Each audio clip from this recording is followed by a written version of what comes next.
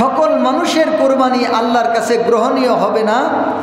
বিশেষ করে 5টা শর্ত যারা পূরণ করবে, এই 5টা শর্ত পূরণ করলে আল্লাহ সুবহানাহু ওয়া তাআলা তাদের কুরবানিটা কবুল করবেন বলে আশা করা যায়।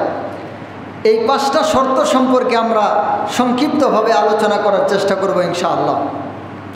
1 নম্বর শর্ত হচ্ছে ঈমান।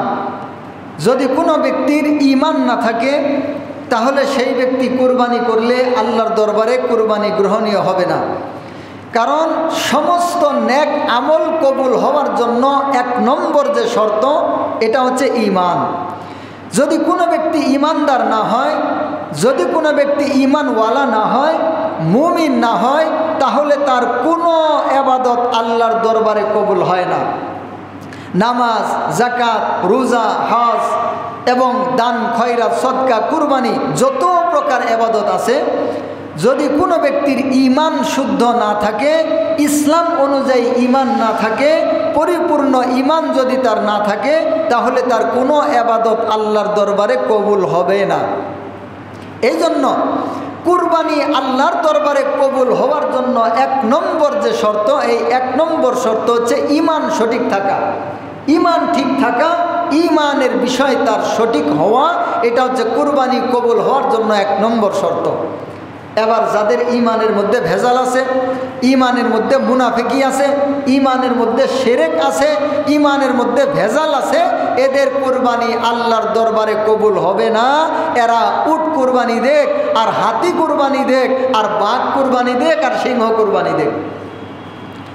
বাকিগুলা যেটা বললাম, এটা বাঘ, সিংহ, এগুলো আসলে কুরবানির পশু না, এগুলো কুরবানি দিলে এমনিতেই হবে না। তো এটা বললাম, যদি কোনো বেঈমান, যার ঈমান ঠিক নাই, ঈমান সহি নাই, ঈমান সঠিক নাই, এই ব্যক্তি যাই কিছু কুরবানি দেখ না কেন, তার কুরবানি আল্লাহর দরবারে কবুল হবে না। সে যদি সারা দুনিয়ার সব চাইতে বড় একটা গরু কুরবানি দেয়, কোটি কোটি টাকা দিয়ে কিনেও যদি একটা পশু কুরবানি করে, তো তার কুরবানি আল্লাহর দরবারে কবুল হবে না। এটা হচ্ছে 1 নম্বর শর্ত, ঈমান দুরস্ত থাকা। 2 নম্বর হচ্ছে নিয়ত। যদি কোনো ব্যক্তির নিয়তের মধ্যে ভেজাল থাকে, নিয়তের মধ্যে 2 নম্বর থাকে, তাহলে তার কুরবানি আল্লাহর দরবারে কবুল হবে না। তো নিয়তটা সঠিক, সহি, দুরস্ত থাকতে হবে। তো নিয়তের মধ্যে ভেজাল কেমনে? নিয়তের মধ্যে ভেজাল হইল গোশত খাওয়ার নিয়ত। যেরকম কিছু মানুষ বলে যে ঈদ চলে আসলো, কুরবানির ঈদ, যদি একটা কুরবানি না দেয় তাহলে ঈদের দিন বাচ্চারা কোন দিকে যাবে, মেয়ের জামাই আসবে, তারপরে বিয়ায় আসবে, অমুক হবে, তমুক হবে, বাচ্চারা কার মুখের দিকে তাকাবে, বা এই ধরনের কোনো নিয়ত যদি কারো থাকে, অর্থাৎ সঠিক নিয়ত যদি কোনো ব্যক্তির না থাকে, নিয়তের মধ্যে যদি কোনো 2 নম্বরই থাকে, নিয়তের মধ্যে যদি কোনো ভেজাল থাকে, তাহলে এই ব্যক্তির কুরবানি আল্লাহর দরবারে কবুল হবে না। এই প্রত্যেকটা বিষয়ের পিছনে কোরআন এবং হাদিসের দলিল আছে। কিন্তু আমাদের সময় যেহেতু কম থাকে, এই জন্য আমরা প্রত্যেকটা বিষয়ে দলিল উল্লেখ করতে পারতেছি না। তবে আমি সংক্ষিপ্তভাবে বিষয়গুলো বলতেছি, সামনে যেহেতু মাসাইল আলোচনা করতে হবে, এজন্য একটু সংক্ষিপ্তভাবে বিষয়গুলো বলতেছি। তো 2 নম্বর বিষয় হচ্ছে নিয়ত। এই জন্য আপনি যদি কুরবানি দেন, তো সর্বপ্রথম আপনি আপনার নিয়তটাকে যাচাই করেন, আপনার নিয়তের মধ্যে কোনো সমস্যা আছে কিনা। যদি আসলেই নিয়তের মধ্যে কোনো সমস্যা থাকে, তো এখন আপনার নিয়তটাকে আপনি ঠিক করেন, নিয়তটাকে সহি করেন, একমাত্র কেবলমাত্র শুধুমাত্র আল্লাহর জন্য কুরবানি করার নিয়ত করেন। আর আপনি যদি কাউকে শরীক করতে চান, তাহলে ওই ব্যক্তি কেমন, সেই মানুষ কেমন, তার নিয়তের মধ্যে কোনো ভেজাল আছে কিনা, এই ব্যাপারে আপনি একটু খোঁজ খবর নেওয়ার চেষ্টা করেন। ওই ব্যক্তির মন মানসিকতাটা কেমন, এই বিষয়গুলো একটু খোঁজ নেওয়ার চেষ্টা করেন। নয়তো আপনি যদি কাউকে শরীক নিয়ে কুরবানি দেন, আপনার নিয়তটা সঠিক আছিল, কিন্তু ওর নিয়তটার মধ্যে ভেজাল আছিল, এই জন্য আপনার কুরবানিটাও গ্রহণ হবে না। 3 নম্বর শর্ত হচ্ছে ইখলাস। ইখলাস, খুলুসিয়ত। ইখলাস অর্থ হচ্ছে একমাত্র কেবলমাত্র শুধুমাত্র আল্লাহকে রাজি খুশি করার জন্য কুরবানি করা। নিয়ত আর ইখলাস এটা মোটামুটি পাশাপাশি একটা বিষয়। অর্থাৎ কুরবানিকারীর নিয়তের মধ্যে একমাত্র কেবলমাত্র শুধুমাত্র আল্লাহকেই রাজি করার জন্য আমি কুরবানি করতেছি, আল্লাহকেই খুশি করার জন্য আমি কুরবানি করতেছি, আল্লাহ আমার উপর ফরজ, আল্লাহ আমার উপর ওয়াজিব করেছেন, আমাকে মাল সম্পদ দিয়েছেন, এই জন্য আমি আল্লাহকে পাওয়ার জন্য কুরবানি করতেছি। নিয়তটা এই রকম থাকতে হবে। তার নিয়তের মধ্যে কোনো এখলাসের মধ্যে কমতি থাকা যাবে না। তো তার নিয়তের মধ্যে এখলাস থাকতে হবে। নিয়ত আর এখলাস এটা পাশাপাশি বিষয়। তো এখলাস থাকা 3 নম্বর বিষয় হচ্ছে তার এখলাস থাকতে হবে। এখলাস মানে হচ্ছে শুধুমাত্র আল্লাহর জন্য করা, এটাকে এখলাস বলে।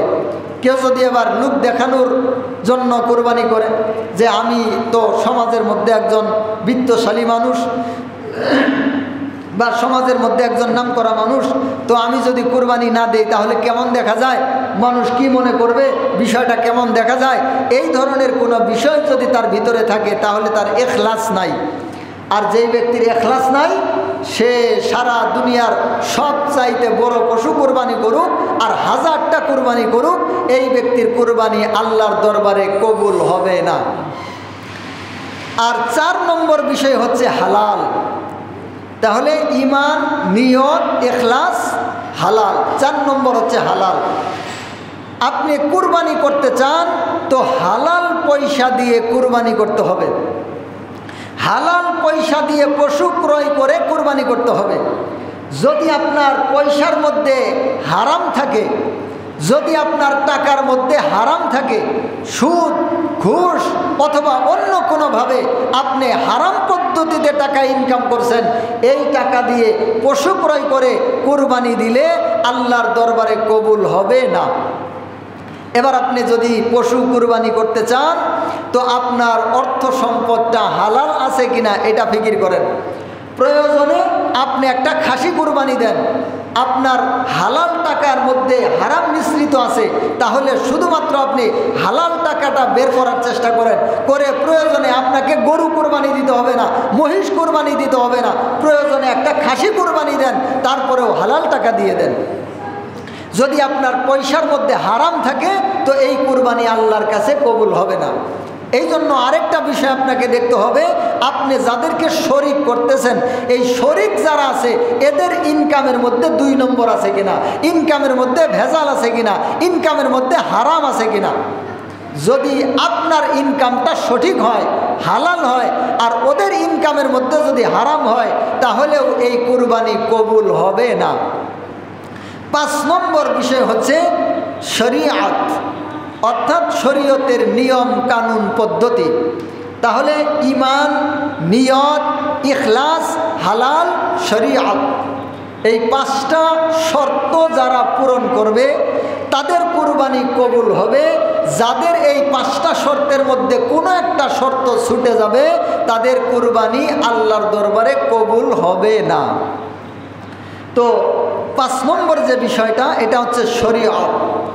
শরিয়ত বলতে বোঝানো হবে শরিয়তের নিয়ম কানুন পদ্ধতি অনুযায়ী আপনার কুরবানি হতে হবে।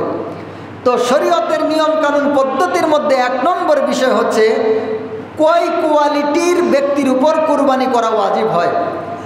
6 কোয়ালিটির ব্যক্তির উপর কুরবানি করা ওয়াজিব। কয় কোয়ালিটি? 6টা কোয়ালিটি যেই ব্যক্তির মধ্যে পাওয়া যাবে তার জন্য কুরবানি করা ওয়াজিব হবে।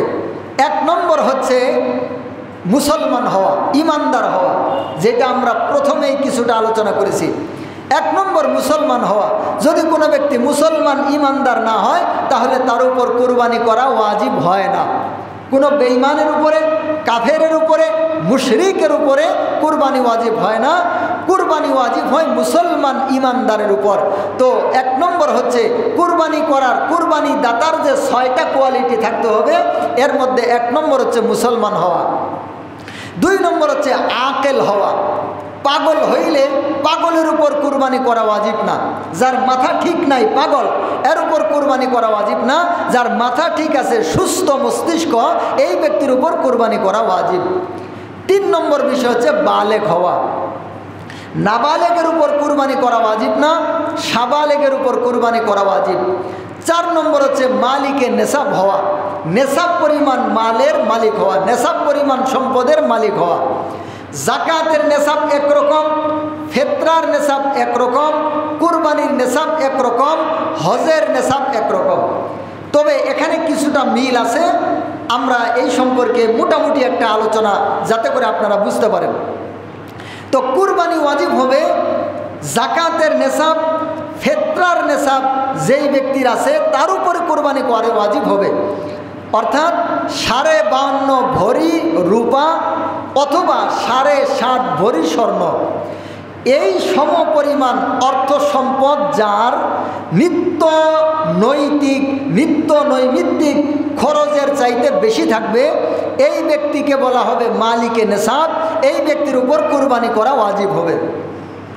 কিন্তু জাকাতের মধ্যে শর্ত হচ্ছে 52.5 ভরি রূপা অথবা 7.5 ভরি স্বর্ণের পরিমাণ, এই পরিমাণ অর্থ সম্পদের মালিক হবে, তবে তার মালের উপর 1 বছর অতিবাহিত হতে হবে, তার মালটা তার কাছে 1 বছর থাকতে হবে। কিন্তু কুরবানির নেশাবটা এরকম না। 10, 11, 12 জিলহজ মাসের 10, 11, 12 তারিখের সূর্য ডোবার আগ পর্যন্ত, জিলহজ মাসের 10 তারিখ, 11 তারিখ, 12 তারিখ, 12 তারিখের সূর্য ডুবার আগ পর্যন্ত যদি কোনো ব্যক্তির 52.5 ভরি রূপা অথবা 7.5 ভরি স্বর্ণ এই সমপরিমাণ সম্পদের মালিক হয়, তাহলে তার উপর কুরবানি করা ওয়াজিব হবে। এবার আমরা যদি হিসাব করি, 7.5 ভরি স্বর্ণের দাম অনেক, তবে রূপার দাম এখন 1100 টাকার কিছু বেশি। তো এই হিসাবে যদি আমরা হিসাব করি তাহলে প্রায় 52.5, এখানে আমরা হিসাব করলে প্রায় 70 থেকে 75 বা 80, 70 থেকে 80 হাজার টাকার মধ্যে হয়।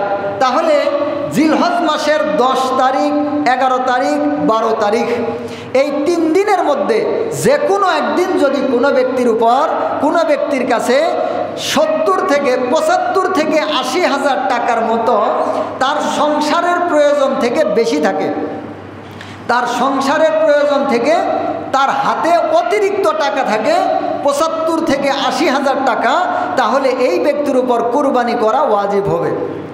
তবে যদি এরকম হয় তার কাছে টাকা আছে 2 লাখ, তবে ঋণ আছে 3 লাখ, টাকা আছে কয় লাখ? 2 লাখ, ঋণ আছে 3 লাখ, অথবা টাকা আছে 3 লাখ, ঋণ আছে 2.5 লাখ, অথবা টাকা আছে তার 5 লাখ, তবে ঋণ আছে প্রায় 5.25 লাখ, তাহলে এই ব্যক্তির উপর কুরবানি করা ওয়াজিব হবে না। কারণ ওই ব্যক্তির কাছে যে পয়সাটা আছে এটা তার নিত্য প্রয়োজনের চাইতে বেশি নয়, কারণ সেই ব্যক্তি ঋণগ্রস্ত। তো এখন আমাদের সমাজে যেই সমস্ত মানুষেরা গরু পালে, বছরে এই ঈদের সময় গরু বিক্রি করে, দেখা গেছে তার কোনো ঋণও নাই, তার সংসারে কোনো সমস্যাও নাই, সংসারও সব ঠিক আছে, খানা পিনাও ঠিক আছে, মাসার মধ্যেও 1 বছর খাওয়ার মতো ধান আছে, তারপরে তার প্রয়োজনীয় সমস্ত কিছুই আছে, এবং এর কাছে গরু বিক্রি করার 80 হাজার টাকা আছে, তাহলে এই ব্যক্তির উপর কুরবানি করা ওয়াজিব হবে। বুঝাইতে পারলাম কথাটা? তো এখন 4 নম্বর বিষয় হচ্ছে মালিকে নেশাব হওয়া, মানে নেশাব পরিমাণ সম্পদের মালিক হওয়া, যার কাছে জিলহজ মাসের 10 তারিখ ঈদের দিন, তারপরের দিন এই 3 দিন, জিলহজ মাসের 12 তারিখ তৃতীয়তম দিন সূর্য ডুবার আগ পর্যন্ত যদি কোনো ব্যক্তির কাছে তার প্রয়োজনের চাইতে অতিরিক্ত 75 থেকে 80 হাজার টাকা থাকে, তাহলে এই ব্যক্তির উপর কুরবানি করা ওয়াজিব হবে। যদি না করে তাহলে সে ওয়াজিব তরক করার গুনাহগার হবে। আর 5 নম্বর শর্ত হচ্ছে মুকিম হওয়া। যদি কোনো ব্যক্তি মুসাফির হয়, সফরে থাকে, তাহলে এই ব্যক্তির উপর কুরবানি করা ওয়াজিব হবে না। আর 6 নম্বর বিষয় হচ্ছে গোলাম না হওয়া, আজাদ হওয়া। বর্তমান সময়ের মধ্যে গোলামিয়ত দুনিয়ার মধ্যে নাই, এই জন্য এই শর্তটা আপাতত আমাদের সামনে নাই। তো এই 6টা কোয়ালিটি যেই ব্যক্তির আছে, ওই ব্যক্তির উপর কুরবানি করা ওয়াজিব হবে। যদি এই 6টা শর্তের মধ্যে কোনো শর্ত না পাওয়া যায়, তাহলে এই ব্যক্তির উপর কুরবানি করা ওয়াজিব হবে না। 6 প্রকার পশু দিয়ে কুরবানি করা জায়েজ। ছয় কোয়ালিটির মানুষের উপর 6 প্রকার পশু দিয়ে কুরবানি করা জায়েজ। এই কথাটা মনে রাখবেন, 6 কোয়ালিটি সম্পন্ন মানুষের উপরে 6 প্রকার পশু দিয়ে কুরবানি করা জায়েজ। গরু, মহিষ, উট, দুম্বা, ছাগল, ভেড়া। কয়টা বললাম? 6টা। গরু, মহিষ, উট, দুম্বা, ছাগল, ভেড়া, এই 6 প্রকার পশু দিয়ে কুরবানি করা জায়েজ। যদি কোনো ব্যক্তি হরিণ দিয়ে কুরবানি করে তাহলে কুরবানি হবে না, কারণ হরিণ কুরবানির পশু না। বাঘ দিয়ে যদি কুরবানি করে, যে দিমুই যখন আল্লাহর জন্য, তো বাঘ কুরবানি দেব, অথবা হাতি কুরবানি দিব, এটা তো সবচাইতে বড় জানোয়ার, এটা বিশাল সওয়াব হবে না, কোনো সওয়াবই হবে না, বরং গুনাহ হবে। ইসলামের সাথে ঠাট্টা করার কারণে যদি কোনো ব্যক্তি জেনে বুঝে বাঘ দিয়ে কুরবানি দেয় তাহলে তার ঈমান ভেঙে যাবে, কারণ ইসলামের সাথে সে ঠাট্টা করতেছে। তো 6 প্রকার পশু দিয়ে কুরবানি করা যায়। গরু, মহিষ, উট, দুম্বা, ছাগল, ভেড়া। গরুর বয়স হইতে হবে 2 বছর, মহিষের বয়স হইতে হবে 2 বছর। গরু, মহিষ 2 বছরের কম যদি একদিনও কম হয়, বা 1 ঘন্টাও কম হয়, বা কিছু সময়ও কম হয়, তাহলেও এই গরু, মহিষ দিয়ে কুরবানি করা হবে না। কুরবানি করলে এই কুরবানি কবুল হবে না। একদম 2 বছর পরিপূর্ণ পুরা হয়ে 3য় বছরের সময় চলমান হবে, এই পশু, এই গরু, এই মহিষ দিয়ে কুরবানি করা জায়েজ। ছাগল এবং ভেড়া আর দুম্বা, এটা হচ্ছে ছোট প্রাণী। ছাগল 1 বছর হতে হবে, 1 বছরের কম হইলে ছাগল দিয়ে কুরবানি করা যাবে না। এই ভেড়া এবং দুম্বা এটাও 1 বছর হতে হবে, তবে ভেড়া এবং দুম্বা যদি 1 বছরের চাইতে কম হয়, কিন্তু মোটা তাজা হয়েছে এরকম যে 1 বছরের মতো দেখা যায়, 6 মাসের উপরে বয়স হয়েছে ভেড়া এবং দুম্বা, বয়স হয়েছে 6 মাসের একটু উপরে, তবে এটাকে দেখতে দেখা যায় 1 বছরের পশুর মতো, তাহলে এইটা দিয়ে কুরবানি করা চলবে। তবে ছাগল কিন্তু হবে না। ছাগলের বয়স হয়েছে 7 মাস, দেখা যায় 1 বছরের মতো, বা 1 বছরের চাইতেও বড়, তারপরেও চলবে না। এটা চলবে শুধু ভেড়া এবং দুম্বার ক্ষেত্রে। আর উটের বয়স হইতে হবে 5 বছর। কয় বছর? 5 বছর। 5 বছরের নিচে যদি উটের বয়স হয় তাহলে এই উট দিয়ে কুরবানি করা যাবে না। তাহলে আমরা কি বুঝলাম? শরীয়তের বিধানগুলো আমরা আলোচনা করতেছি। 6 কোয়ালিটি সম্পন্ন মানুষের উপর 6 প্রকার পশু দিয়ে কুরবানি করা জায়েজ। এবার পশু সংক্রান্ত যে মাসআলা মাসাইলগুলো আমাদের সামনে আসে, সেটা হচ্ছে কিছু পশুর মধ্যে সমস্যা থাকে। কিছু পশুর দাঁতের সমস্যা, লেজের সমস্যা, কানের সমস্যা, চামড়ার সমস্যা, তারপরে পায়ের সমস্যা, এরকম কিছু সমস্যা থাকে। তো কোন সমস্যা থাকলে হবে আর কোন সমস্যা থাকলে হবে না, এই সম্পর্কে আমরা কিছুটা আলোচনা করি। 1 নম্বর আসেন, গরু, মহিষ, ছাগল, ভেড়া, উট, দুম্বা, এই সমস্ত পশুর 1 নম্বর হচ্ছে দাঁত। যদি কোনো পশুর দাঁত পড়ে যায়, অথবা জন্ম থেকেই দাঁত নাই, জন্ম থেকেই দাঁত নাই, অথবা দাঁত অধিকাংশই পড়ে গেছে, ঘাস চিবিয়ে খাইতে পারে না, এই পশু দিয়ে কুরবানি করা জায়েজ হবে না। তবে কিছু দাঁত পড়ে গেছে, অধিকাংশই আছে যেগুলো দিয়ে সে সুন্দরভাবে ঘাস চাবায় খাইতে পারে, সমস্যা নাই, তাহলে কিছু দাঁত পড়ে গেলেও এই পশু দ্বারা কুরবানি করা জায়েজ আছে। 2 নম্বর আসেন কান। যদি কোনো পশুর কান অর্ধেক পরিমাণ কাটা গিয়ে থাকে তাহলে এই পশু দিয়ে কুরবানি করা জায়েজ হবে না। যদি অর্ধেকের বেশি আছে, কিছু কান কাটা গেছে, তাহলে এই পশু দিয়ে কুরবানি করা জায়েজ আছে। তারপরে আসেন চোখ। যদি কোনো পশু একবারেই অন্ধ হয়, 2 চোখই অন্ধ, অথবা 1 চোখ পুরাপুরি অন্ধ, 1 চোখ পুরাপুরি ভালো, বুঝেন? যদি 1 চোখ পুরাপুরি অন্ধ, আরেকটা পুরাপুরি ভালো, অথবা 2টা চোখই পুরাপুরি অন্ধ, এই পশু দিয়ে কুরবানি করা জায়েজ হবে না। তবে হ্যাঁ, 1 চোখ একটু সমস্যা, আরেকটা পুরাপুরি ভালো, আরেকটা হচ্ছে কিছুটা সমস্যা, একদম অন্ধ না, কিছুটা সমস্যা, আরেকটা পুরাপুরি ভালো, অথবা 2টারই পাওয়ার কমছে, কিন্তু এই পরিমাণ কমছে যে সামান্য কিছুটা পাওয়ার কমছে, প্রায় তার চোখের পাওয়ার ভালো সুস্থ থাকার কাছাকাছি আছে, যদি এরকম হয় তাহলে এই পশু দিয়ে কুরবানি করা জায়েজ, আর অন্যথায় এই পশু দিয়ে কুরবানি করা জায়েজ হবে না। 4 নম্বর আসেন চামড়া। যদি কোনো পশুর গায়ের মধ্যে এমন ধরনের রোগ হয়, খুশ পাঁচরা ঘা এই রকম হয়েছে যে পশুর ঘা দিয়ে একদম পচে গেছে, অথবা ঘাও হয়ে একদম দুর্বল হয়ে গেছে, সে চলতেও পারে না ঠিকঠাক, এই রকম পশু দিয়ে কুরবানি করা জায়েজ হবে না। তবে যদি গরুটা খুব মোটা তাজা হয়, শক্তিশালী হয়, অনেক গুস্তওয়ালা হয়, চর্বিওয়ালা হয়, কিন্তু কিছু ঘা পাচরা চামড়ার মধ্যে আছে, এতে কোনো সমস্যা নাই, এই রকম পশু দিয়েও কুরবানি করা জায়েজ আছে।